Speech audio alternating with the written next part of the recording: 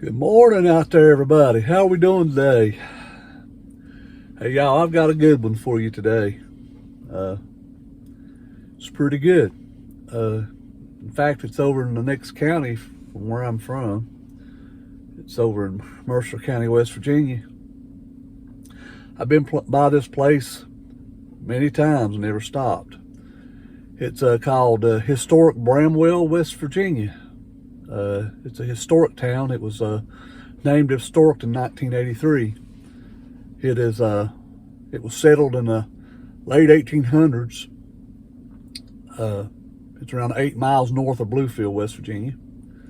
I'm sure a lot of y'all probably heard about it, but it's best known of its number of millionaires per capita of most in America. They were 13 to 14 millionaires lived in this small town, and it was all based around the coal fields, coal mining. So we're gonna go in there today, hopefully, and find out some stuff and look at these mansions that's still there. They have tours. I don't know if I'll be able to do one today or not, but we're gonna go and look at these mansions and these nice homes and see if we can get a little bit of history of it today. So I pulled off the side of the road so I can let some of these coal trucks by that's running up and down the road. So we're headed up that way. So wanted to know if y'all wanted to come along with me today. And by the way, thanks for everybody that has subscribed and that are still subscribing. Click that subscribe button and thumbs up. And I'm around 895, almost 900. So I'm headed toward that 1,000. So tell your friends, the ones that hasn't subscribed yet, please subscribe. So let's go check out this historic district and see if we can look at these beautiful homes up here. We'll catch you back just in a bit. Be right back with you.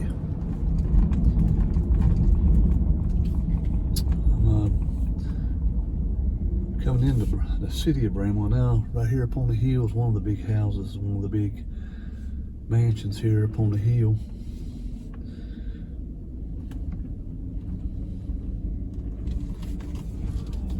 And we're going to cross the Phoebe Goodwill Memorial Bridge here. Looks like there's some more houses down here on the end. Come into town, try to find the historical marker. Come down here somewhere and pull over. See if I can find some information here. But this was a thriving, busy little town back in the day, and there's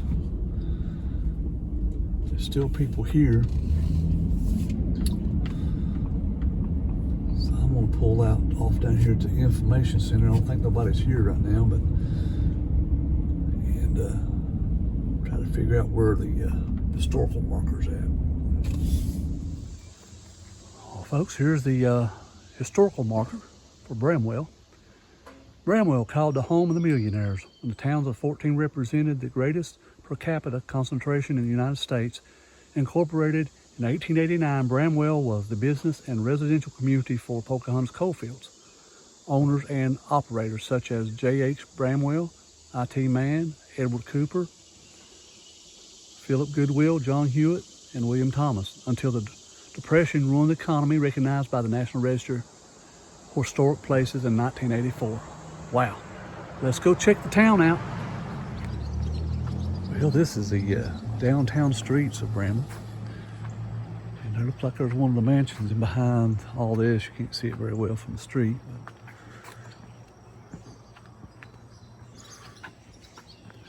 Here's the old buildings in town. They still keep them up well.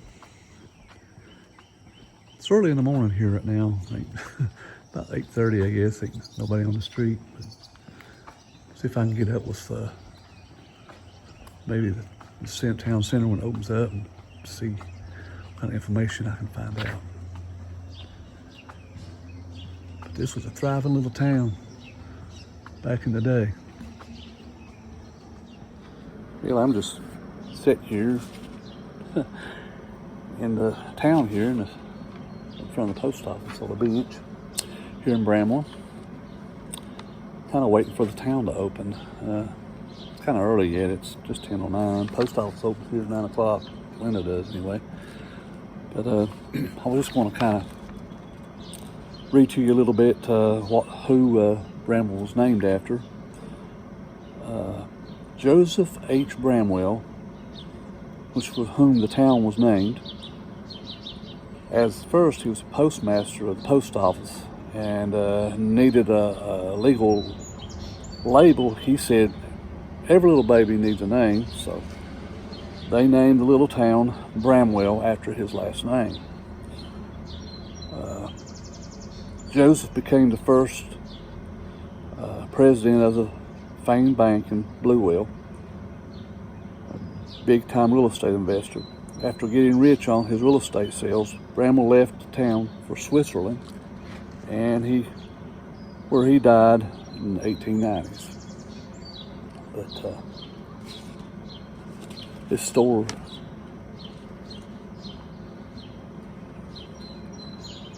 this little town had a lot of dry goods stores, grocery stores, pharmacies, and talking about this pharmacy has a drugstore that sold exotic perfumes, Chanel No. 5, said probably by the wealthy clientele. Here's the Prairie House. I think it was built in 1902. Look at these old cobblestone brick drive down through here. We use pavement nowadays, but they use cobblestone. They call it cobblestone, that's brick.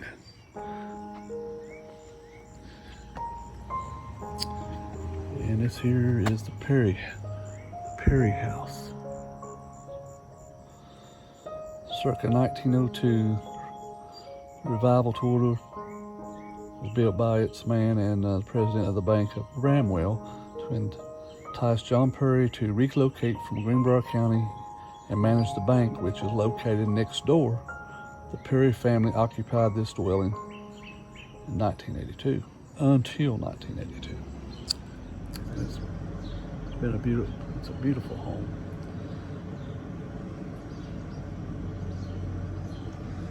And down there is the bank.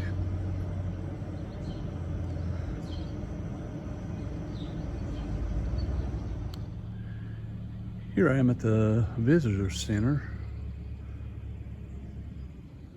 Not seem to be anyone here at the moment, but we got some information here that we can look at.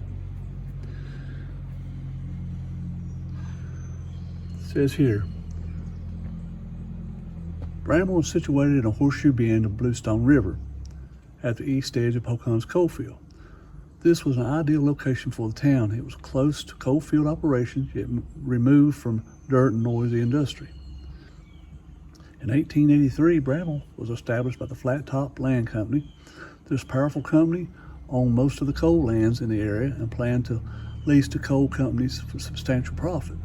The company reserved to the flattest land along the Bluestone River and for its office at Bramwell. Coal operators flocked to the town, make deals, set up offices, build residences. Mines were open nearby, close enough to allow workers to live in the town, either walk or take the train to work. By 1885, the town was formally laid out in lots and homes, offices and businesses. The town was incorporated in 1888 and named by J.H. Bramwell, an engineer from New York who served as town postmaster according to local history. This is a saying that he had here. Every little baby has a name. This little town should have its name. So now, if you will, I choose to name it after me, Bramwell.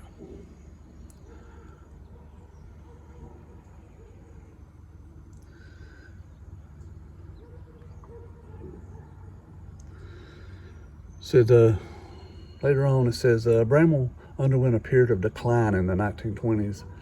As more and more of the businesses and social life gravitated to Bluefield, many of the original coal barons passed from the scene, leaving a void of leadership. The coal industry as fell upon hard times over expansion, decline, coal prices, surplus of coal brought the Great Depressions to the coal fields early.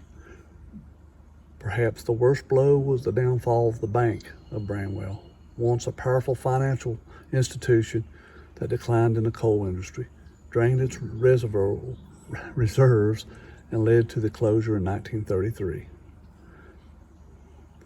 Says Bramwell has survived today. It's a remarkable residential community, preserving a glimpse into the gilded age of America, when bold men known as coal barons crafted the empire built upon coal. This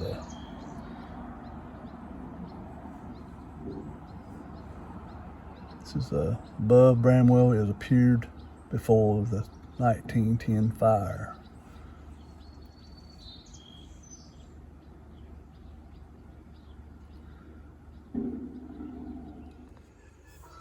Here we have a little map of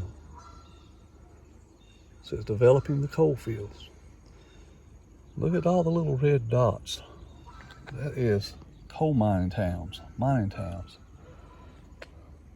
They are all over this area. You have Welch, Davie. You've got the bigger circle there, service railroad towns. You got quite a few of those too. And here's a little spot where I'm from, right in here. Mining towns everywhere in these counties. McDowell over here. Actually, this is all McDowell right here in this area.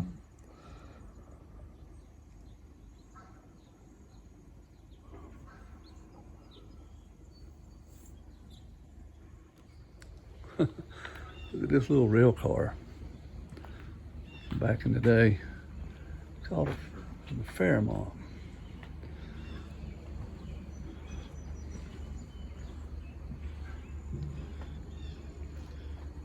Here you had the operator's deck, I'm sure that's what it is. Right there.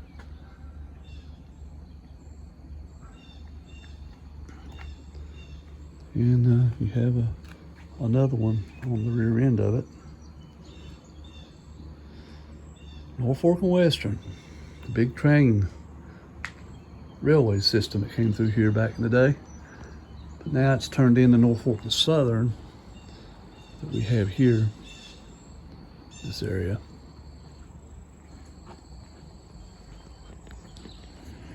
Here they have the old railroad tracks that's coming across the main highway here.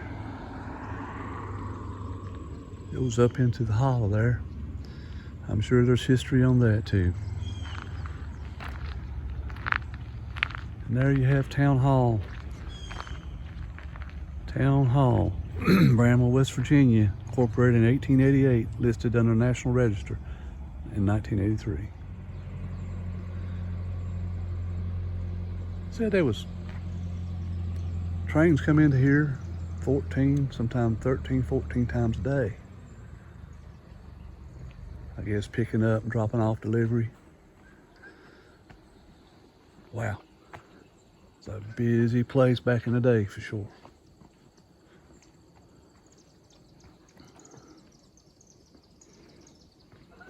I'd like to come here and do a tour sometime that they're open. If I can find anybody around. I was going to check here at the town hall, but there's no one there. I think it opens at 10 o'clock.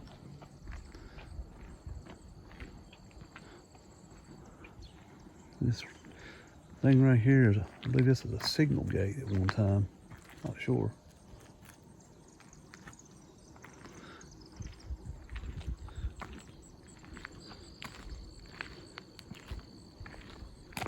Yeah, the old train tracks. I say this is the same old tracks that they had back in the day.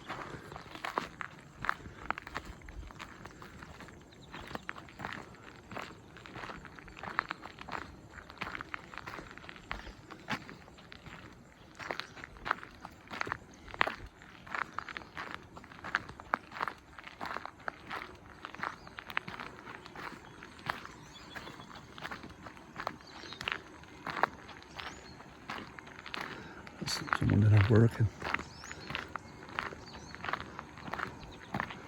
It's an old, beautiful old church. Sign says down here on this trestle, do not walk nor trespass on the bridge. Well, we are not trespassing or walking on the bridge. Barry, I don't know if you can hear me or not, but I'm in Bramwell and I'm in the pokey. I've been caught here for speeding. So y'all need to come and get me if you will. So I don't know how long I'll be here, but I need some bread and water if you will.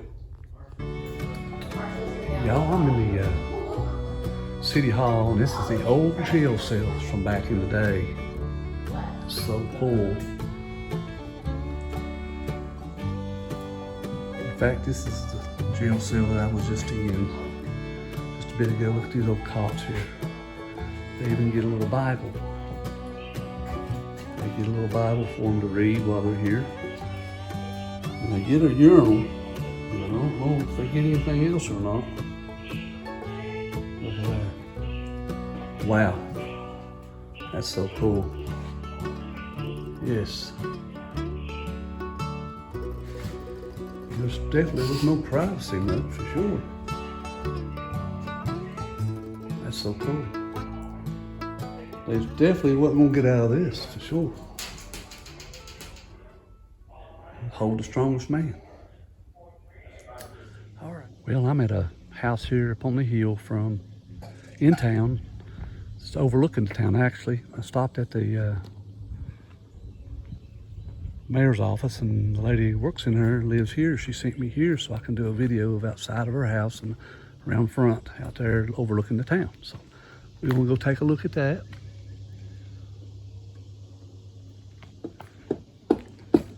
And they've got some construction going on here, so we'll get out of their way.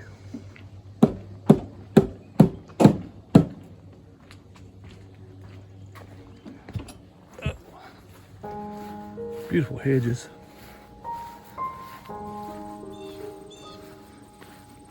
Wow. Look at the beautiful pond.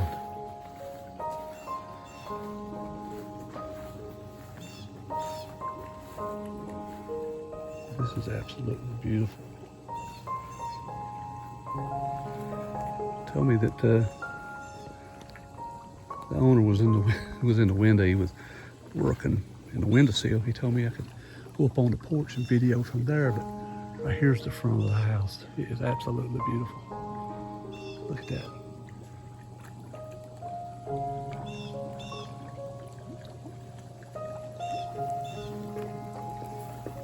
Beautiful stone fish pond.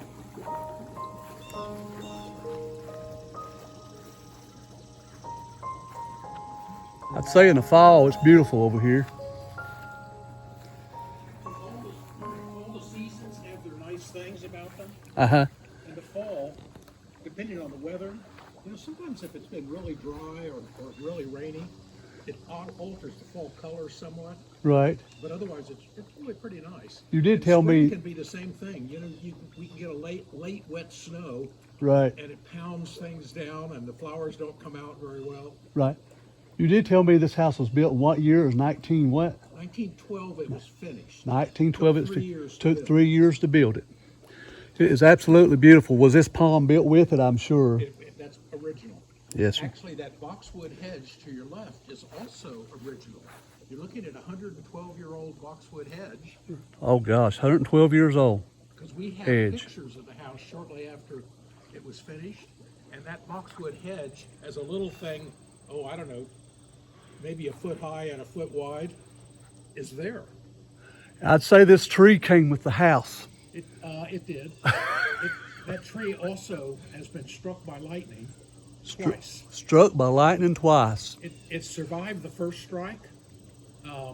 In fact, when it got a second strike, some years later, it promptly died. And I thought, well, a big mature tree like that typically will survive a lightning strike. And then I realized, looking carefully at it, it had a previous lightning strike. Wow. So the previous one fried the roots on one side, And then when it got another lightning strike, that was it. It couldn't handle that. Would that be an oak tree? I would presume it is, It's a white oak. because the rest of them around it is oaks Well, too. the big ones going down are white oaks. The smaller one down at the front is a red oak. And the reason I know that is I planted that one myself when we moved here. Wow. Maybe I should say my wife and I planted it. I shouldn't leave her out. You can't leave your wife out. Well, actually, literally, we went up into our back hillside there, and I had already sort of spotted this oak sapling, red oak sapling, and I thought, I want to. There was a tree down there, but it evidently died. But I wanted to replace it, preferably with a red oak. I just like the red oaks. They Beautiful. woodwork. Absolutely beautiful. Yeah. But anyway, so we took a wheelbarrow up there, dug the thing up with a pretty good sized lump of dirt, wheeled it down here, dug a hole for it, planted it, watered it. It was out of the ground a total of about a half hour. And that tree has just grown like gangbusters. I reckon so. My goodness. So you say I could come up on the porch? Do I come up that way? Yeah, around here. Okay. Beautiful stone wall work. Beautiful work. The gray in the stone, since you're a stonemason, is from coal dust. It is. Percolating in it, and it gives it this nice gray look. It took a long time to do this, and probably a lot of folks working here 3 years. at one time. Beautiful.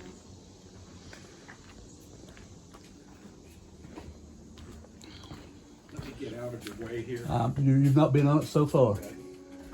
Look at the beautiful terracotta flooring on this.